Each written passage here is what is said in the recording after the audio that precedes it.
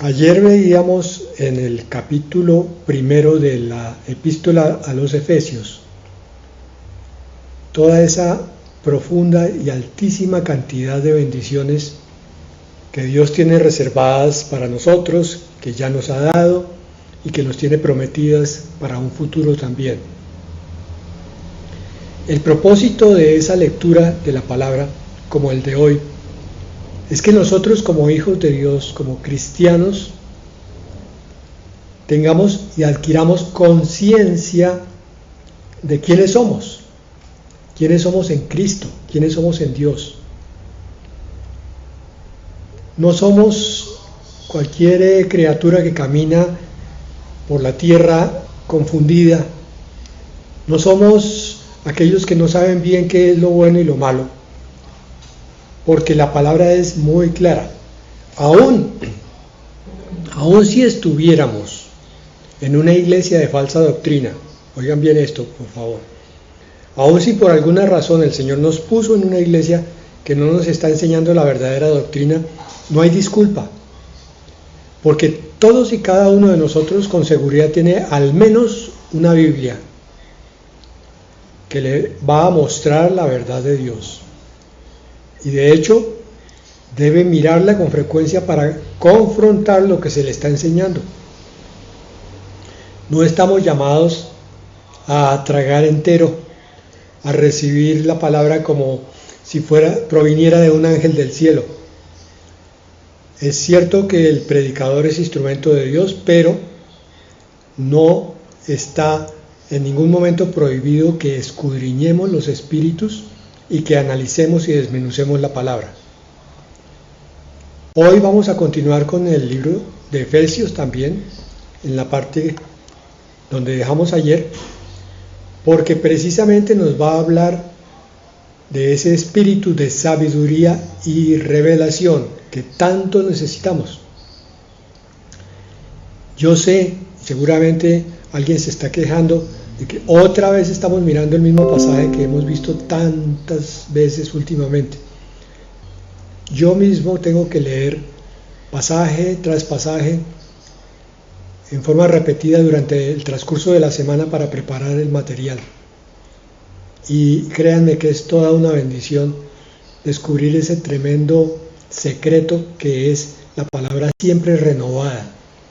No importa si la he leído 100 veces, el descubrimiento de nuevos tesoros está allí siempre a la vista por la obra del Espíritu Santo. La Reina Valera empieza en el versículo 15 con el subtítulo de Espíritu de sabiduría y de revelación. Dice Pablo en el versículo 15 del capítulo 1 de la epístola a los Efesios: por esta causa, también yo, habiendo oído de vuestra fe en el Señor Jesús y de vuestro amor para con todos los santos, no ceso de dar gracias por vosotros, haciendo memoria de vosotros en mis oraciones. Tenemos que Pablo en algunos momentos se veía en la necesidad de exhortar con cierta fuerza a algunas de las iglesias que él había fundado. En algunas ocasiones la iglesia no estaba a la altura del llamado que el Señor les había hecho.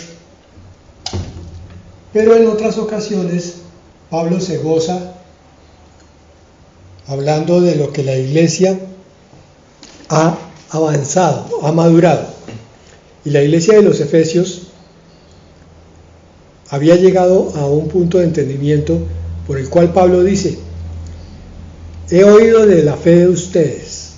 Ustedes son una iglesia que cree en el mensaje que se les ha dado y que como lo cree, lo vive. Y por eso el amor que ustedes muestran para con todos los santos. Porque la palabra nos dice que en esto conoceréis que sois mis discípulos, en que os améis los unos a los otros, en que nos perdonemos, en que nos toleremos, en que nos ayudemos, nos apoyemos y oremos unos por otros. Ese es el amor de la iglesia. Y Pablo entonces dice que no termina de dar gracias por la iglesia de los Efesios, siempre en sus oraciones. Este es parte del ministerio del pastor, orar por la iglesia para que sea una iglesia agradable a los ojos del Señor Jesucristo, no a los del pastor, no a los de la opinión humana, sino dando frutos de justicia porque está caminando de la forma adecuada. Entonces el Señor hace hablar a Pablo y decirle: bendita la iglesia de Éfeso, bendita, porque el fruto que está dando muestra cómo reciben la palabra y cómo la ponen por obra. Sin embargo, con todo y eso, Pablo va a pedir aquí todavía más, con mayor altura, por ciertas cosas que Pablo quiere que los efesios reciban. ¿De dónde viene esto? Ustedes se pueden imaginar que este pastor, Pablo, tenía repetidísimas reuniones con su maestro, con el Señor Jesucristo, porque más que todo en la carta de Gálatas, Pablo habla de que cada cosa que él hace es por revelación, que así por revelación fue que fue a buscar a los otros discípulos, que por revelación subió a Jerusalén después de 14 años, que por revelación habló con Pedro y con los principales para mostrarles cuál era el evangelio que Jesucristo mismo le había mostrado. Estoy cayendo en cuenta y haciéndoles caer en cuenta a ustedes que el Señor Jesucristo había llamado a 12 discípulos, de los cuales quedaron 11, y después Judas fue reemplazado con otro más. Pero que estos 12 discípulos conocieron personalmente al Señor Jesucristo. No así Pablo. Pablo lo conoció en visión, cuando fue derribado y se convirtió al Señor Jesucristo. Y el resto del trato, el resto de la palabra que Él nos enseña en las epístolas, en el Nuevo Testamento, lo recibió directamente del Señor Jesucristo, que ya estaba en el cielo, por revelación. Pablo no da mayores detalles de eso, pero lo que sí nos orienta es la clase de comunión que tenía Pablo con el Señor Jesucristo. El Señor Jesucristo lo tomó como su representante, de alguna manera, en cuanto a lo que es la base de la iglesia. Empezó a revelarle los puntos que Cristo había dejado apenas en una pincelada, para que Pablo escribiera y mostrara lo que debiera ser una iglesia del Señor, lo que debiera ser un creyente del Señor. Y eso es lo que nos muestra en las epístolas, las diferentes epístolas de Pablo, también Pedro y también Juan. Pero el autor más prolífico, por la comunión tan tremenda que tenía, era Pablo. Y entonces dice aquí, que así como él ha recibido revelación, él la va a pedir ahora para los efesios, versículo 17, para que el Dios Padre de nuestro Señor Jesucristo, el Padre de la gloria, os dé espíritu de sabiduría y de revelación en el conocimiento de Él. Pablo no está pidiendo aquí nada que no corresponda a lo que se podría llamar la vida normal de un cristiano. Es decir, el cristiano tiene que tener espíritu de sabiduría. El creyente cristiano que es juicioso, que está estudiando la palabra de Dios con dedicación, con profundidad, con discernimiento, que después de leer la palabra de Dios va a la presencia de Dios, a la presencia de Jesucristo para hablar con Él, y que recibe en esa comunión directamente de Dios fundamentos para su vida cristiana, es un cristiano que tiene sabiduría en su vida.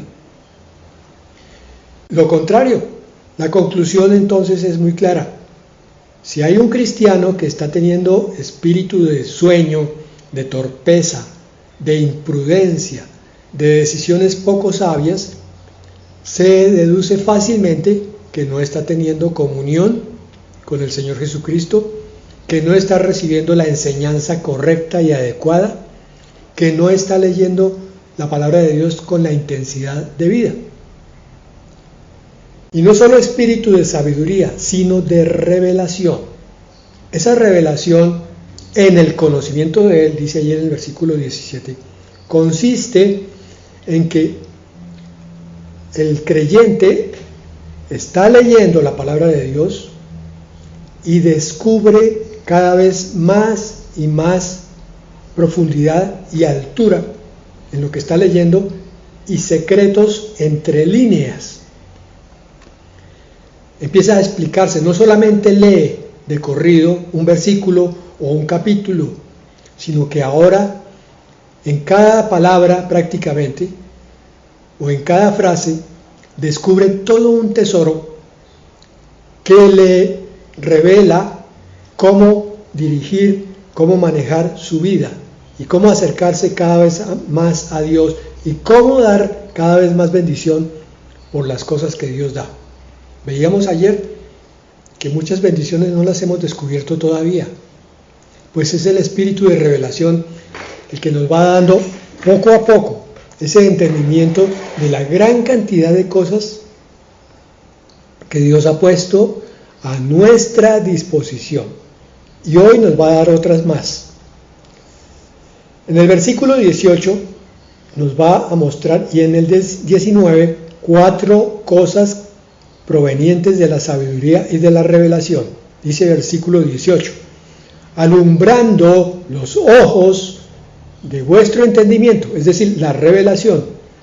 Se ilumina el entendimiento en la mente y en el espíritu, para que sepáis cuál es la esperanza a que Él os ha llamado. ¿Cómo así? Cuando yo tengo revelación y conocimiento, entiendo por qué estoy aquí, para qué estoy aquí, para dónde voy y cuál va a ser mi vida futura en el Señor. Comprendo la eternidad y antes de la eternidad comprendo el milenio y antes del milenio comprendo el arrebatamiento y todo eso me llena de esperanza. Entendimiento para que sepan cuál es la esperanza a la que Él nos ha llamado. El cristiano que tiene esta esperanza es un cristiano gozoso, es un cristiano tranquilo y pleno porque dice, el Señor ha prometido grandes cosas y todas y cada una las va a cumplir. Por tanto, yo no me afano por lo que estoy viendo cada día en el mundo, sino que fijo mi mirada en las cosas de arriba y conforme a eso camino. Hermanos, prácticamente es como si este cristiano que tiene revelación y entendimiento, que tiene esperanza en el futuro, levitara. Es como si estuviera flotando, como si sus pies no tocaran la tierra, como si siempre estuviera una sonrisa espiritual allá profunda y una paz y una contemplación y logra ver cosas que los demás no ven. Es muy triste ver las enseñanzas tan pobres que se están dando hoy en el mundo cristiano en muchas partes, de forma tal que los creyentes no tienen ni esperanza, ni entendimiento, ni conocimiento, ni revelación, ni sabiduría. Ustedes miran montones de cristianos que parecen exactamente lo mismo que los de otras religiones.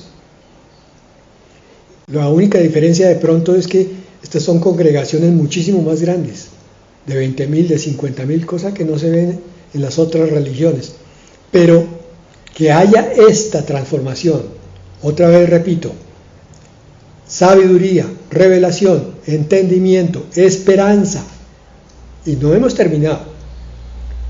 Dice, leo otra vez el versículo 18, alumbrando los ojos de vuestro entendimiento para que sepáis cuál es la esperanza a que Él os ha llamado y cuáles las riquezas de la gloria de su herencia en los santos. ¿Ustedes qué creen que pasa si yo me paro en una esquina cuando salen de una iglesia cualquiera y empiezo a preguntarle al creyente, ¿cuál es su herencia, hermano? Descríbame aquí al menos 10 cosas de su herencia. de lo que el Señor le va a dar cuando se complete el plan de salvación, el plan de redención, y lleguemos a la culminación de los tiempos. ¿Cuál es la herencia? Yo veo ciertas caras de asombro cuando llegamos al punto de Apocalipsis donde se dice que Él nos ha hecho reyes y sacerdotes. Es una mirada mezcla de asombro, con susto, con miedo, con ignorancia, con sorpresa mayúscula, porque nunca nadie les había predicado eso, que el creyente que está sentado en ese sermón es un rey y un sacerdote en potencia. Entonces se asustan porque dice, ¿yo en qué momento si yo no sé nada? Y pues tienen la razón porque no han estudiado la palabra a fondo, ni tan siquiera a la mitad. No han oído predicaciones de profundidad que les digan, esta es su esperanza, esta es su herencia. Ustedes ya la oyeron ayer, y la están oyendo hoy. Y la han oído cuando hicimos estudios de Apocalipsis. Herencia es lo que tenemos, mis hermanos. Es como para llenar todo un cuaderno con la cantidad de cosas que el Señor nos tiene reservadas. Empezando, si queremos, por el arrebatamiento, por esa subida instantánea a las alturas, por esa transformación de nuestro espíritu, alma y cuerpo, por esa llegada al cielo, por esa cena de las bodas del Cordero, por esa espera de la segunda venida con el jinete del caballo blanco a venir a juzgar a las naciones, y por ese milenio donde vamos a reinar y a gobernar. Y por esa culminación de ese milenio para llegar a la eternidad, a la nueva Jerusalén, donde vamos a ver a nuestro Padre Dios, ya no solo al Señor Jesucristo, cara a cara, porque Él va a bajar de los cielos a vivir en esa nueva Jerusalén con su pueblo. Y entonces tendremos una tierra nueva que ninguna historia de ciencia ficción nos puede siquiera medio dibujar. Nosotros cuando miramos la palabra alcanzamos a tener un esbozo muy pequeño, pero ¿qué va a ocurrir con todo ese tiempo que tenemos por delante, que se llama eternidad? ¿Qué vamos a hacer? Ahí es donde viene el cumplimiento de las promesas y la culminación de la herencia, precisamente en ese tiempo que no logramos comprender con nuestra mente humana. Y bueno, entonces llevamos espíritu de sabiduría, entendimiento para la esperanza que tenemos que tener, entendimiento de la herencia, y la cuarta cosa que nos dice en el versículo 19, que es otra que es completamente ignorada en mucha de la masa cristiana. ¿Y cuál? La supereminente grandeza de su poder para con nosotros los que creemos, según la operación del poder de su fuerza. Poder.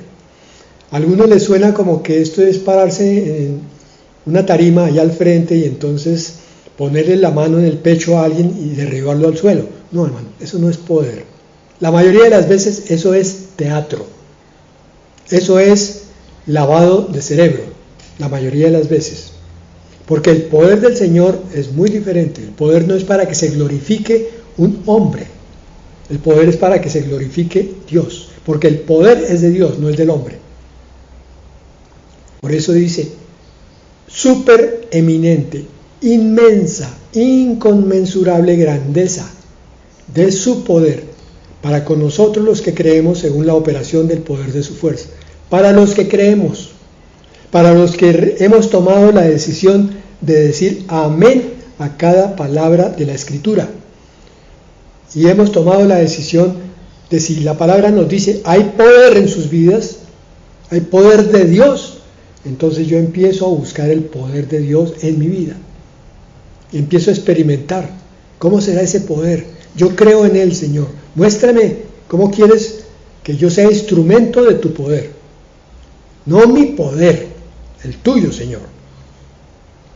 Y entonces nos describe aquí cuál es esa supereminente grandeza. Versículo 20.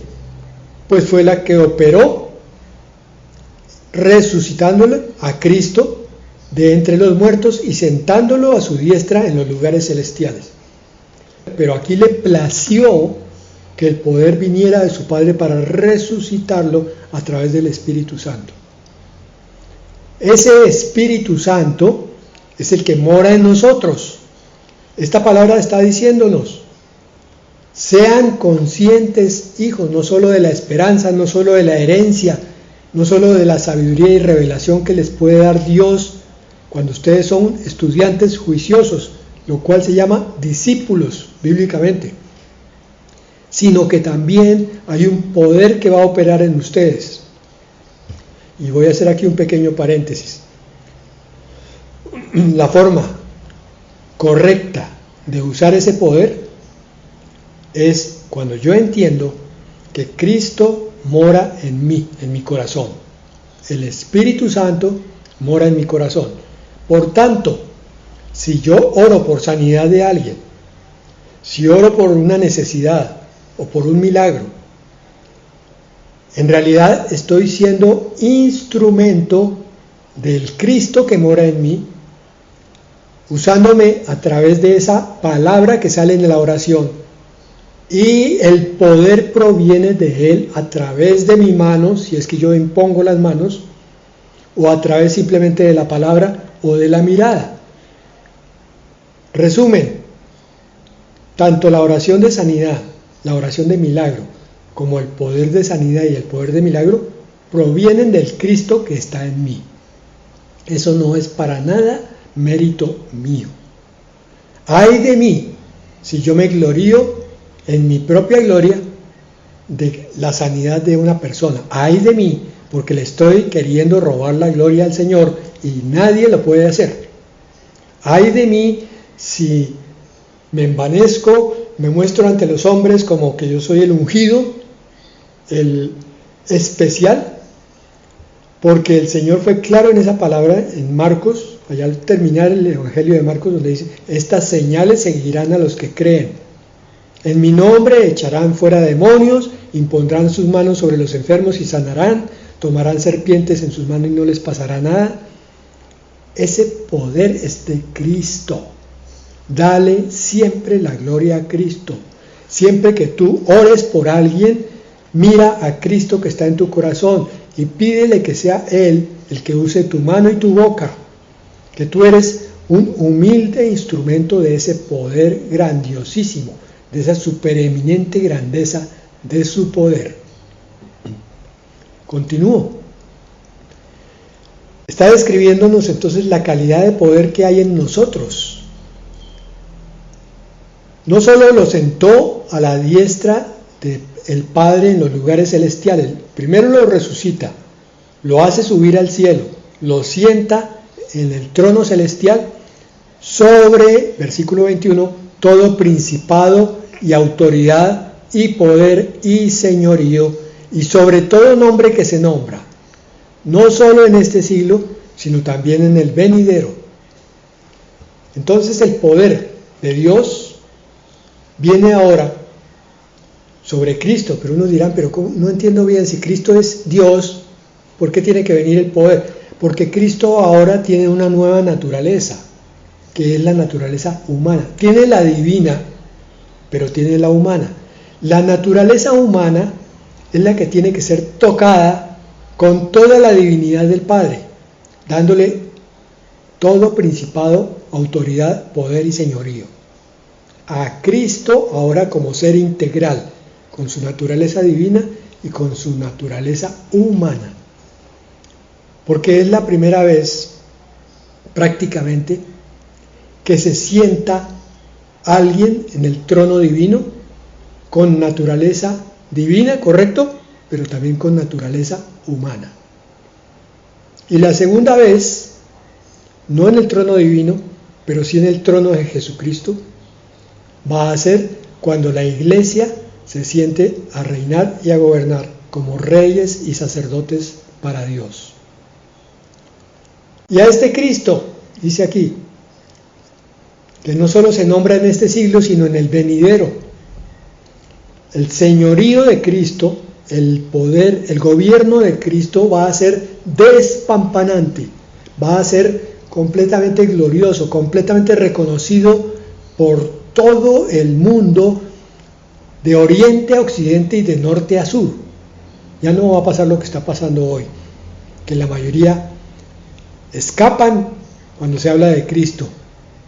En el milenio, todos tienen que reconocer su señorío. Pero ahora dice aquí otra cosa: en este tiempo sometió todas las cosas bajo sus pies, ya las sometió, falta que termine de tomarlas todas. Y ya pronto es, esto va a ocurrir si hoy viniera el Señor dentro de 7 años. Todas las cosas quedarían bajo los pies del Señor Jesucristo. Todo el universo, absolutamente todo, porque Dios le delegó el poder. Pero miren lo que dice aquí, por si acaso a veces tenemos algunas dudas. Y lo dio por cabeza sobre todas las cosas a la iglesia. En otra versión dice, y lo hizo suprema cabeza de la iglesia, la cual es su cuerpo, la plenitud de aquel que todo lo llena en todo. La otra versión dice, y la iglesia, que es su cuerpo, está llena de él, que llena también todo lo que existe. Mire, aquí está la verdad más grande sobre lo que es la revelación de la iglesia. La iglesia no es simplemente una congregación, la iglesia no es simplemente un poco de gente en un edificio, la iglesia no es simplemente un grupo de oyentes para que alguien hable. Esas son unas pequeñas funciones de la iglesia. La función principal de la iglesia es que Cristo sea la cabeza, por tanto tú inclinas tu cabeza delante de Él y le dices, sí, mi Señor, me someto en la iglesia a tu reinado, a tu poder, Señor, porque todas las cosas están bajo tus pies y tú eres la cabeza de la iglesia donde yo me congrego como iglesia local y de la iglesia universal donde están todos los santos, aquellos que son verdaderos hijos de Dios. ¿Por qué vemos a una iglesia tan escuálida, tan triste, tan pobre? Primero porque se está cumpliendo y se va a cumplir la profecía del trigo y la cizaña. En este momento, entre más cerca estamos al tiempo del fin, más cizaña hay. Y el trigo tiende a escasear, porque siempre es un remanente. No es que sea muchísima la multitud de creyentes auténticos y verdaderos. Entonces lo que vemos es una iglesia, cuando es local, como pobre, como escasa, como triste, como que no crece, como que no hay poder en ella, pero porque se le ha quitado la cabeza al Señor Jesucristo de esa iglesia. Es el pastor el que ha tomado la cabeza, es el pastor el que dice la última palabra sobre qué hay que hacer, es el pastor el que ordena y gobierna casi como un tirano, y para nada cuenta con el dueño de la iglesia, que es el Señor Jesucristo. Entonces hemos visto tan malos testimonios de algo que no podemos llamar iglesia, sino si acaso congregación en nuestro idioma, que viene siendo lo mismo. Hemos visto tan malo testimonio de estas congregaciones que pensamos que la iglesia es algo escuálido, algo que es aburrido, algo que no tiene capacidad de mostrarnos cosas grandes. Pero es todo lo contrario, mis hermanos. La iglesia la hacemos todos, empezando por el Señor Jesucristo, pero siguiendo por cada miembro, por las manos, por los pies, por las rodillas, por la nariz, la boca, todo lo que sea miembro de Cristo. La hacemos todos. Entonces, cuando alguien está consciente de su papel dentro de la iglesia, se junta con otro que también está igualmente consciente, y se junta con un pastor que también está igualmente consciente de cuál es su función, entonces allí sí hay verdadera iglesia y hay señorío de Cristo, y todas las cosas están sometidas bajo los pies de Él. Y entonces hay plenitud, dice allí en el versículo 23, de aquel que todo lo llena en todo. Ese es el propósito final. El propósito para el fin de los tiempos es que Cristo, gobernando, llene todo el universo de todas las maneras habidas y por haber. Pero ahora lo quiere hacer en la iglesia, solo que algunas no lo entienden. De hecho, la mayoría, 7 iglesias de Apocalipsis, solamente 2 no recibieron reprensión. Las otras fueron jaloneadas por el Señor porque no estaban haciendo lo que el Señor quería. Es tu decisión, hermano, si tú ayudas a conformar la iglesia verdadera del Señor Jesucristo, según esta palabra y esta revelación que acabamos de recibir aquí. Bueno, vamos a dejar ahí por hoy.